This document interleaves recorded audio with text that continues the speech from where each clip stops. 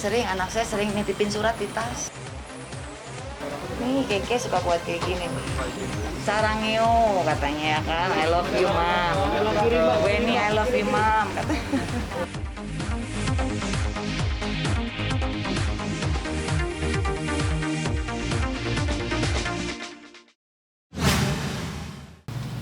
Perlu kami sampaikan bahwa pada hari ini kami sudah melakukan suatu pemeriksaan awal sebagai pelapor terhadap laporan polisi yang beberapa waktu lalu sudah disampaikan.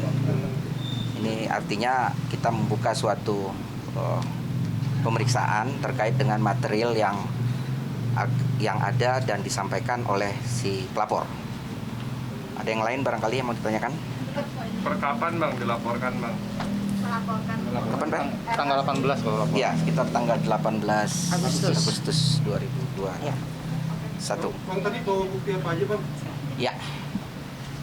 Jadi pemeriksaan pada kali ini tentunya akan menggali materi-materi yang terjadi di dalam dugaan kasus pidana yang mungkin dapat dituangkan dalam pasal 76B sama 77 Undang-Undang Perlindungan Anak. Pasal itu adalah suatu pasal yang membuka delik tentang penelantaran anak. Artinya pemeriksaan kali ini sebenarnya ada fakta baru yang terungkap di sini ya, yang mungkin sebelumnya belum dapat diungkapkan. Jadi persoalan ini adalah suatu persoalan yang murni tentang anak, yang mana anak yang dilahirkan ini mendapat penelantaran dari ayahnya, apakah itu ayah biologis atau ayah kandungnya, seperti itu ya. Nah, di mana titik tujuh daripada masalah ini? Nah, penelantaran itulah yang dijadikan suatu unsur yang mana didapat suatu fakta atau temuan baru bahwa sebelum terjadinya penelantaran anak ini, bahwa ada upaya-upaya dari klien saya yang memberikan kesempatan kepada terlapor untuk supaya dia menjalankan tugas hak dan kewajibannya. Nah, ternyata di dalam pemeriksaan itu terbuka suatu fakta baru bahwa ketika si klien kami ini hendak mengkomunikasikan tentang anak ini kepada terlapor, ternyata upaya yang dilakukan klien saya ini juga dihambat oleh keluarga besarnya.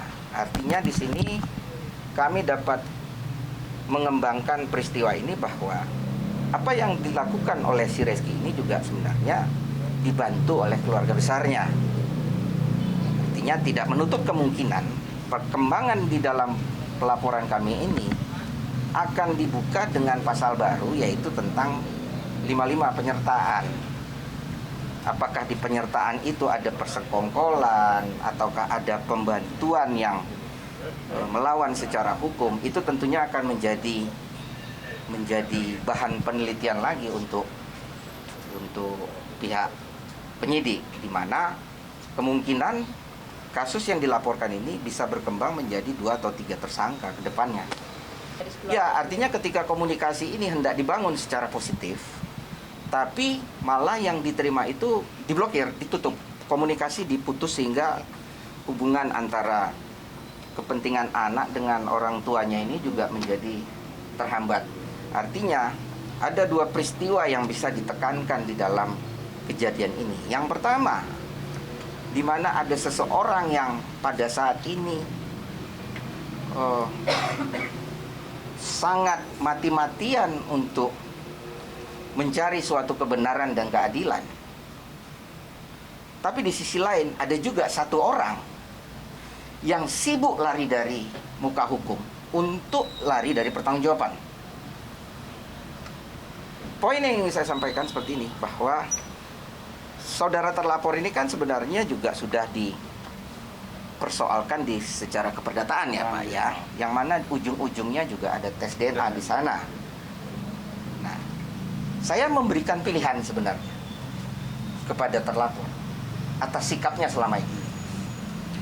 Mau ini dia lakukan tes DNA secara sukarela melalui PN Tangerang ya? Tangerang. Ya. Atau dia mau menyudutkan dirinya pada upaya paksa. Karena di pihak kepolisian ini, upaya paksa itu sangat dimungkinkan. Artinya dengan penjemputan, diantar betul ke rumah sakit. Itu juga menjadi hal yang menurutku perlu dia pertimbangkan secara matang. Sebab ada dua pilihan ini ya.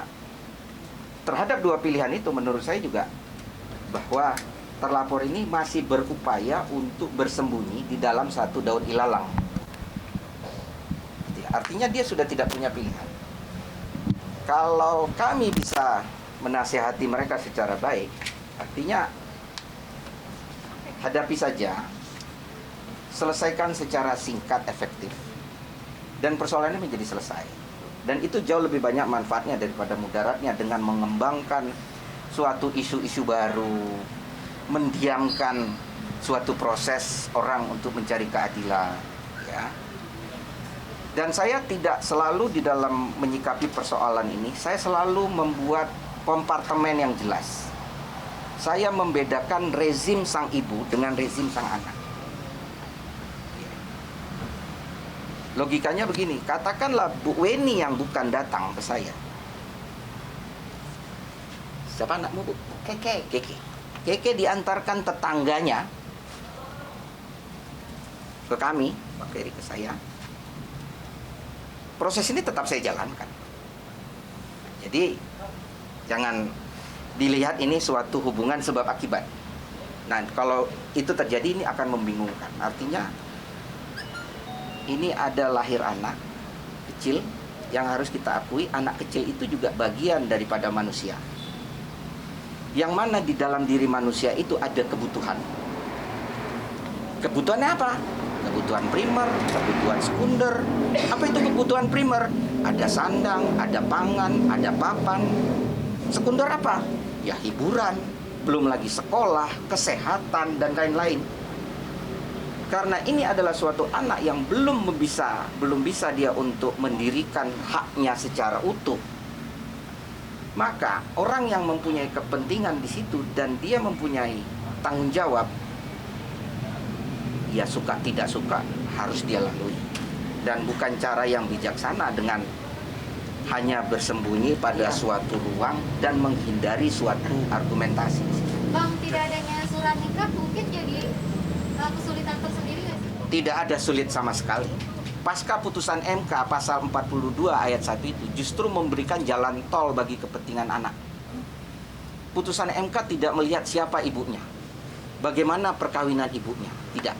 Selama anak ini ditelantarkan, maka secara keperdataan sang laki-laki yang mempunyai bagian dari darah dan daging anak itu harus dipaksa dan ditarik untuk bertanggung jawab.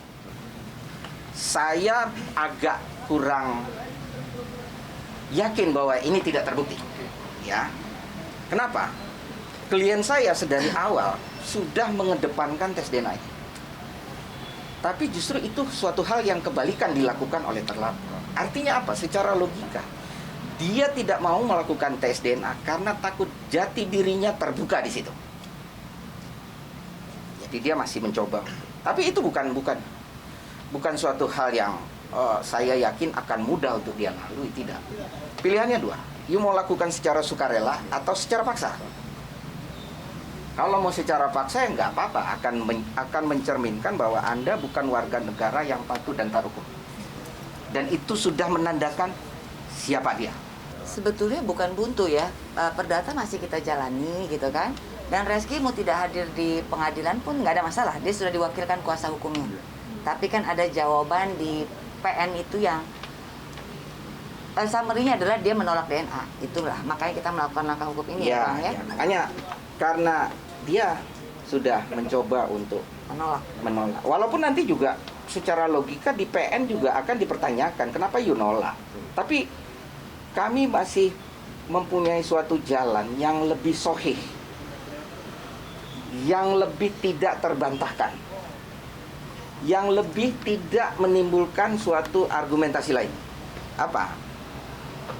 Ya ketika nanti penyidik akan memerintahkan dengan surat suatu upaya paksa untuk dilakukan tes DNA. Sudah nggak bisa kemana-mana. Oh, ini tadi ada berapa pertanyaan dari polisi? 60 lah. Berapa aja? Pertanyaan. Terkait apa aja mungkin kalau ini? Sama lah, perkenalan awalnya seperti apa gitu kan. Terus bagaimana Reski mengenal Keke gitu kan. Sama seperti yang saya sudah sampaikan ke teman-teman sebelumnya. Kurang lebih seperti itu. Tahu. Karena saya juga sudah tidak bisa protek ya, karena dari handphone, dari TV segala macam. Cuman saya tidak ungkit kasus yang sebenar-benarnya karena belum cocok aja lah materinya. Saya hanya yang ringan aja saya bahas. Sebenarnya dengan si Reski tidak menanggapi satu hal yang sifatnya itu dari sisi konfirmasi atau jawaban itu sudah menunjukkan bentuk keputusasaan dia dalam menyikapi persoalan ini. Sehingga tidak apa yang mau dilakukan. Mungkin menurut dia hal yang paling baik pada saat ini adalah diam. Mungkin diam itu emas kali Pak. Tapi bagi dia. Tapi di sisi lain bisa juga diam itu sudah mengkonfirmasi bahwa itu adalah iya. Nah, bukan emas ya. Bukan mas. Saya sebetulnya gini ya, saya bilang dari awal bahwa yang tahu persoalan ini tuh banyak. Dari awal saya bilang kalau teman-teman ingat bahwa ini bukan rahasia lagi. Itu mungkin teman-teman lama saya yang bersimpatik ya, siapa sih ibu-ibu yang tidak tergugah hatinya? Siapa sih, jadi banyak juga perempuan kan? Pasti punya hati nurani lah. Tanpa perlu saya cari tahu siapa, masih mereka bersimpati pada Keke. Udah pasti saya bisa pastikan itulah. Gitu. Jadi nggak ada masalah buat saya itu. Selama itu masih dalam kebenaran ya, bukan fitnah. Kak Weni sendiri sempat ada kayak support dari Kiki sendiri untuk perjuangan ini. Oh sering, anak saya sering nitipin surat di tas. Iya. Apa bacanya? Ada nggak ya? Sering saya bawa. Ya. Ada. Nih Keke nih suka nyelip-nyelipin kayak gini. Tuhan. Bisa dilihat Mas. Nih Keke suka buat kayak gini nih. Sarangeo katanya ya kan, I love you mom. Weni I love you mom katanya. Ini adalah tulisan jujur anak ya. Ya anak nggak pernah bohong, anak itu selalu tidak pernah jujur. bohong. Iya betul. Yang bohong itu orang besar. Orang besar. Saya lah gitu ya. Itu gambarnya senyum ya? Iya, mama tuh malaikat katanya dalam bahasa-bahasa anak kecil. Saya sempat diskusi ya masalah satu psikolog ya tentang Keke juga bahwa sebetulnya masih dalam rahim pun anak itu mengingat memori. Jadi sebetulnya dalam alam bawah sadarnya anak itu tahu memori tentang siapa ayahnya. Tapi karena banyaknya memori lain yang masuk jadi kan ketutup gitu kan, itu normal ya. Tapi Keke sendiri ya masa kecilnya dia sebelum dia tahu masalah ini dia sempat bilang, "Mama aku dipangku ya sama artis dan itu bikin saya apa ya? Ngenes lah sebagai ibu gitu kan." Waktu Keke masih umur 4 atau 5 tahun masih kecil lah. 5 tahun kalau nggak salah. Sekarang kan dia sudah 8 tahun sudah mulai lebih mengerti. Sudah mau 9 malah Keke.